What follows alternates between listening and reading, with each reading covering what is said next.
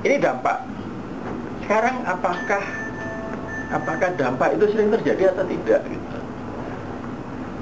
Nah kayaknya mayoritas yang ke Papua itu barangkali di atas 80% ya. Di atas 80% itu kena malaria gitu. Berarti apa di situ?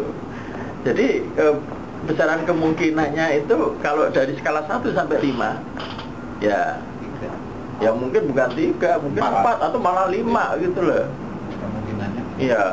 Nah, kemudian dampaknya itu sendiri, kalau misalnya produktivitas menurun, terus kemudian laba perusahaan menurun, itu dampaknya itu termasuk besar atau tidak?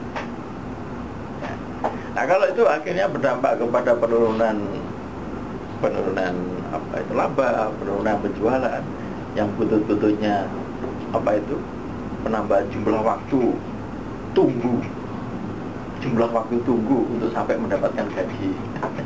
Yang tadinya 30 hari sekarang menjadi 40 hari 50 hari atau ada yang hari ke-60 barangkali ya mudah-mudahan itu terjadi. Tapi itu kan besaran dampak. Ya sekarang bagaimana kita menyikapi, apakah itu kita anggap sebagai suatu yang besar jadi skalanya 5, ataukah nggak masalah kok itu skala 4, itu silakan kita mengambil suatu justifikasi. Jadi hanya ada 2 faktor sebetulnya yang perlu kita pertimbangkan dalam melakukan suatu langkah penanganan terhadap risiko, yaitu dampak, kemudian yang kedua adalah probabilitas. Kalau gedung ini kedalim kan kejatuhan pesawat, dampaknya gimana? Biasanya pengalaman yang GTC yang muncul itu gedung misinya itu cukup kuat kan, tapi ya hancur itu gedung. Jadi kalau ini sampai ketabrak pesawat itu ya kemungkinan juga akan demikian, dampaknya pasti akan luar biasa ini. Nah, gitu. Tapi Kemungkinannya pernah kejadian enggak? kemungkinannya kecil. Ya kemungkinannya kecil. Sebaliknya juga demikian gitu loh. Oh, apa itu? Misalnya risiko kehausan, bukan berarti saya minta minum, enggak. Itu apa? Sesuatu yang mungkin sering terjadi waktu kerja gitu sampai.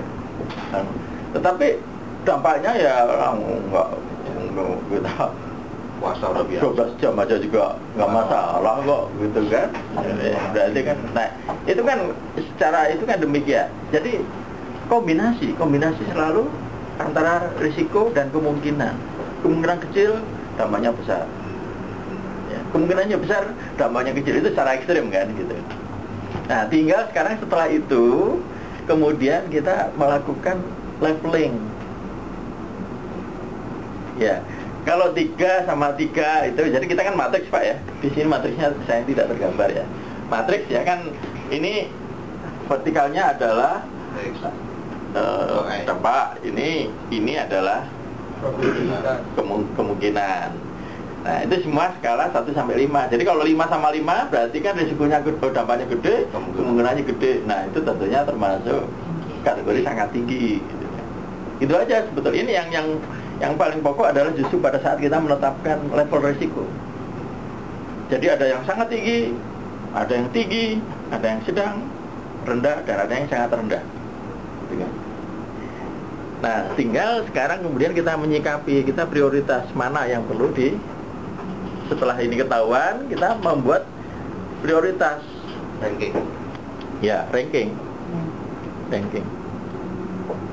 Ya tentunya barangkali kalau itu sangat rendah ya bolehlah agak kita abaikan. Nah, ya nggak perlu ditangani juga nggak apa-apa, wong risikonya kecil juga dan kemungkinannya juga hampir nggak pernah terjadi ya udah.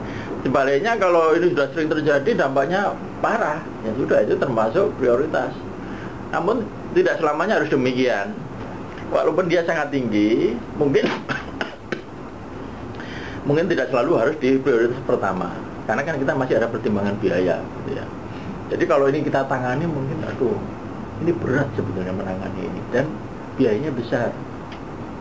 Ini tidak menjadi prioritas kita gitu. bisa terjadi seperti itu. Jadi walaupun sangat tinggi, tapi prioritasnya. Sudah Pak, kan sederhana Pak.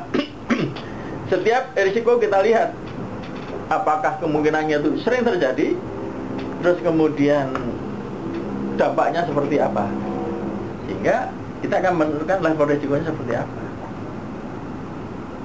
Nah, setelah itu ke kanan. Setelah kita membuat prioritas, kita membuat penanganan, ya kan? Di proyek risiko kebanjiran, risiko keterlambatan karena hujan itu sudah kita perhitungkan dari awal, sehingga itu kita masukkan di dalam overhead kita tambahkan. Oh, berarti sudah dikendalikan. Ya. Tapi kalau misalnya tadi risiko kejatuhan pesawat, itu terlampau ekstrim, apa yang risiko yang mengharuskan kita mengambil suatu tindakan dan kita belum melakukan suatu tindakan, ya harus ada dong action plan-nya, rencana perlakuannya itu so what gitu loh. Jadi setelah kita melihat pengendalian yang ada, terus kemudian membuat rencana perlakuan ke depan. Nah, ini siapa yang diberi tugas untuk itu? Kalau kaitannya sama form ini, nah ini Yuminten ngemut sepur, sampun cekap semanten akhir kula matur. Kalau terkait dengan manajemen risiko itu loh, artinya ya kan apa? Ya itu saja sebetulnya gitu Pak. Intinya. Kalau dijelaskan gini sebetulnya tahu kok. Nggak ada yang tulis. Tapi apa satu poin aja?